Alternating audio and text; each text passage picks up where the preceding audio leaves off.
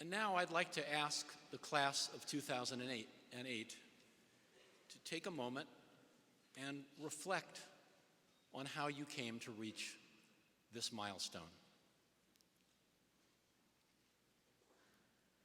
Okay, now that you've done that, one of the things that might have occurred to you during that moment of reflection is that there are many people here today, your parents, siblings, relatives, and friends, whose support and encouragement made your achievement here possible. Let me suggest that you rise and show them your appreciation.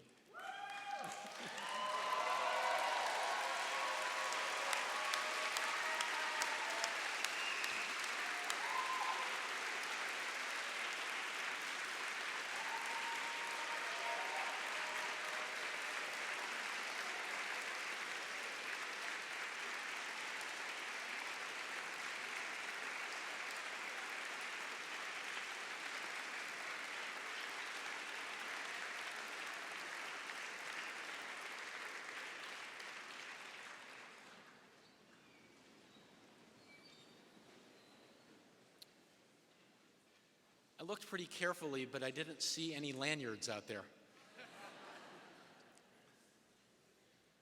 Okay, let's get serious.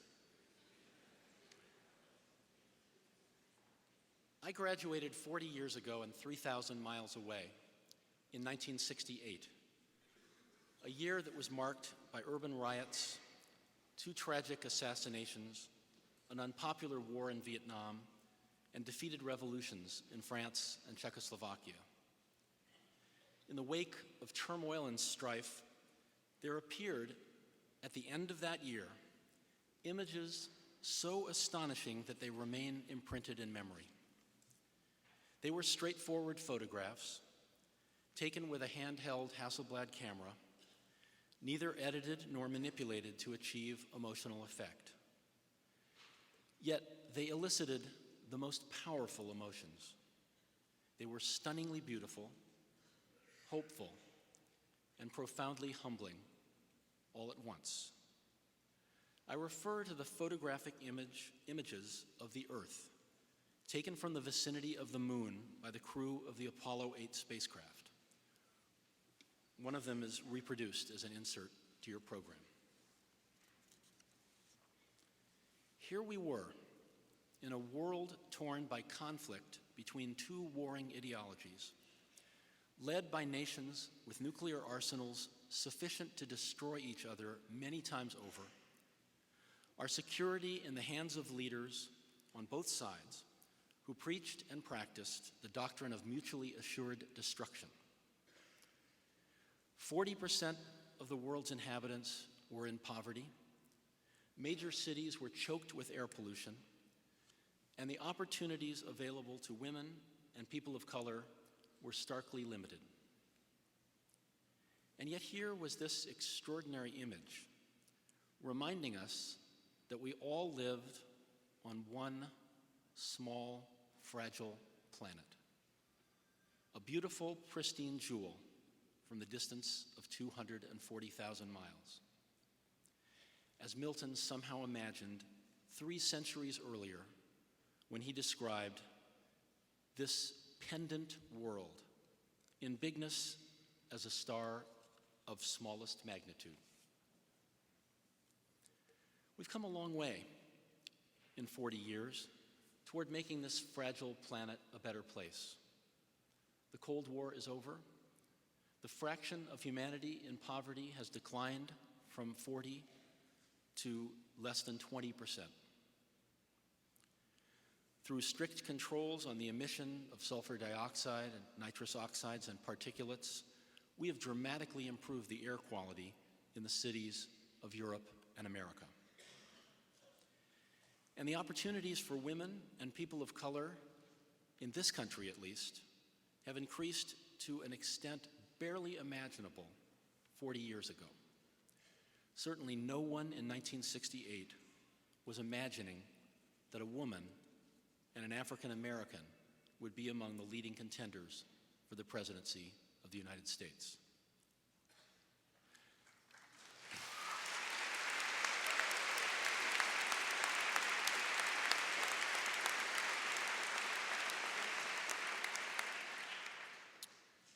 But most of these results, the collapse of the Soviet Union and the end of the Cold War, the abatement of pollution, and the advancement of the rights of women and minorities, were achieved by work within nations rather than through cooperation among nations.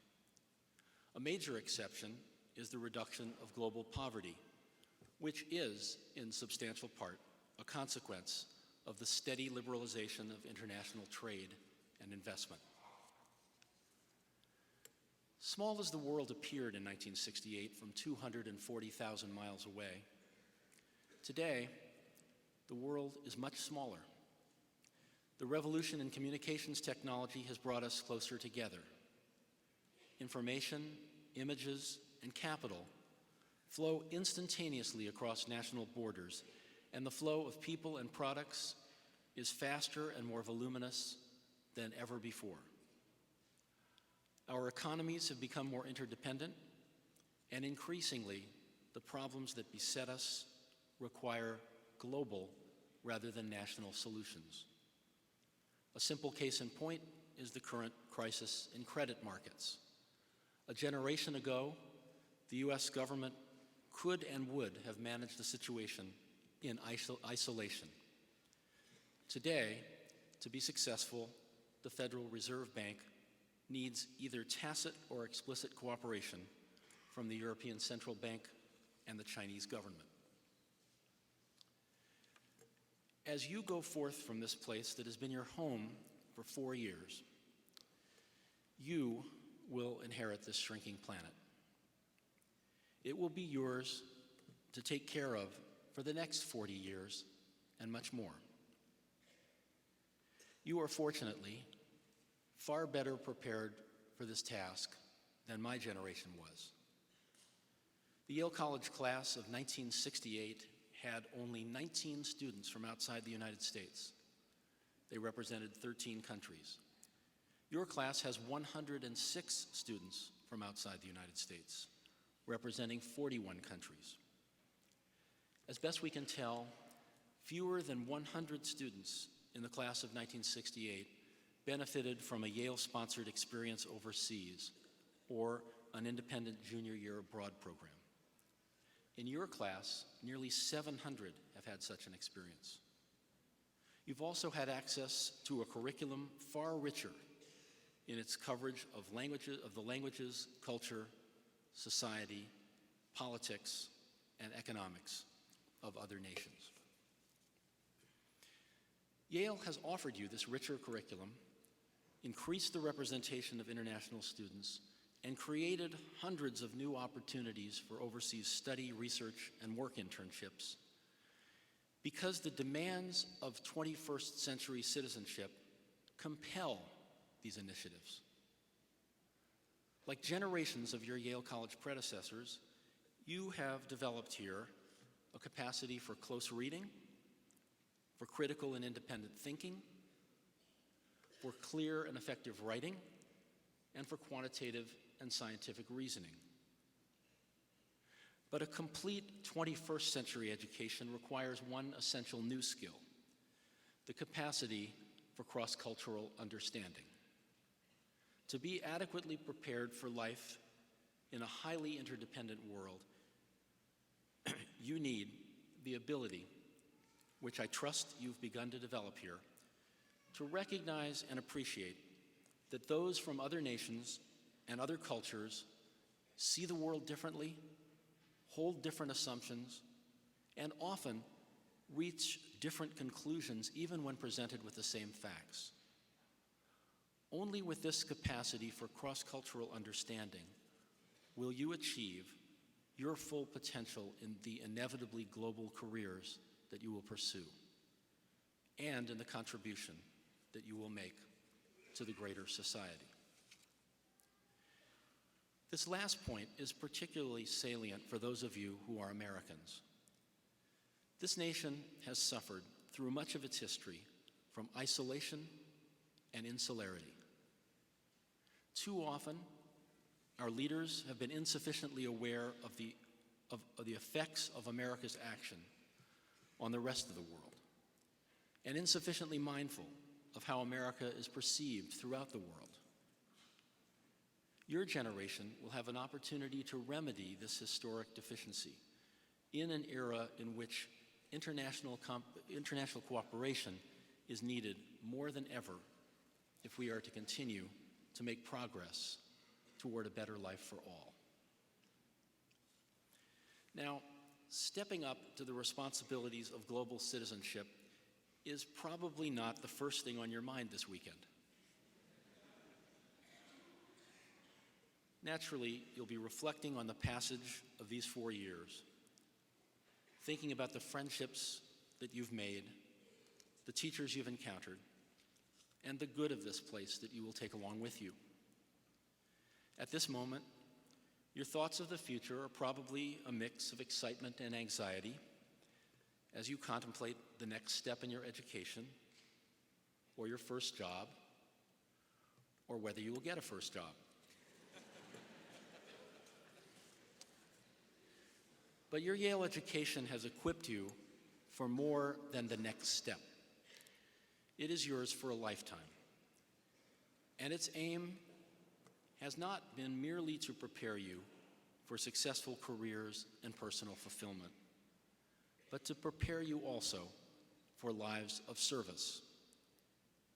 Your service might begin with private acts of generosity and kindness, but it extends to the practice of civic virtue that was identified as the purpose of a Yale College education in our founding charter of 1701.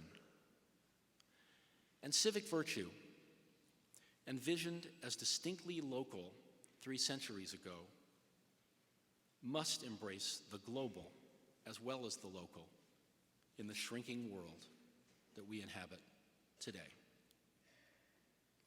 The challenges of global citizenship are many: to extend the benefits of health and prosperity to those without them, to reduce the threats of terrorism and the proliferation of weapons of mass destruction, and to preserve the capacity of the Earth's resources to sustain its inhabitants in peace, health, and prosperity. I want to elaborate a bit on the challenge of sustainability, because I believe that it is a challenge that will be uniquely pressing for your generation. The challenge of extending the benefits of health and prosperity to a wider number, and the challenge of preventing war have been with us for many generations. But it is only in recent years that the limitations on the Earth's capacity to sustain us have become starkly apparent. And we are running out of time. Last year, the Intergovernmental Panel on Climate Change, consisting of 2,500 leading scientists from around the world, concluded that the evidence of global warming is now unequivocal. These scientists determined with very high confidence that human activity has been the major cause of rising global temperatures since the beginning of the Industrial Revolution in the mid-18th century. According to the panel, in the absence of corrective measures, global temperatures are most likely to rise between 2 and 4 degrees centigrade by the end of the century. Even a 1 degree increase in temperature will limit the availability of fresh water and cause coastal flooding in much of the world. Economic, social, and environmental damage and dislocation will become much more consequential if global temperatures increase by more than 2 degrees. There's a way to avoid this catastrophe. And here at Yale, you've already been helping to demonstrate this. During your sophomore year, Yale committed to the ambitious goal of reducing by 43% its emission of the greenhouse gases that cause global warming. You've helped us to get 1/5 of the way toward our goal in just 2 years by replacing the incandescent bulbs in your room with compact fluorescents and by switching off lights and computers more conscientiously. Yale will continue to do its part to prevent global warming. We will continue to retrofit our existing buildings with efficient windows and effective controls, to upgrade our power plant equipment, and to use biofuels where appropriate. We will build all our new buildings with the highest standards of energy efficiency. And we will even install micro windmills on Science Hill this summer. We're determined to prove that we can reduce the university's carbon footprint by more than 40%, even as we expand at a cost of less than 1% of our operating budget. You need to do your part as well. As you leave this place, I hope that you'll carry with you, as part of your commitment to global citizenship, a recognition that the burden of ensuring the well-being of future generations falls on you. In your homes, workplaces, and communities, as well as in your involvement in public life, I hope you will remember to seek an appropriate balance between present and future. I urge you to live in better harmony with this small planet's resources than prior generations have. And I urge you, as global citizens, to promote the prosperity and improved health of your own generation in a manner that is truly sustainable, in the sense that future generations will have at least as much opportunity to enjoy the fruits of the environment and the fruits of their own potential as we ourselves enjoy. Women and men of the class of 2008,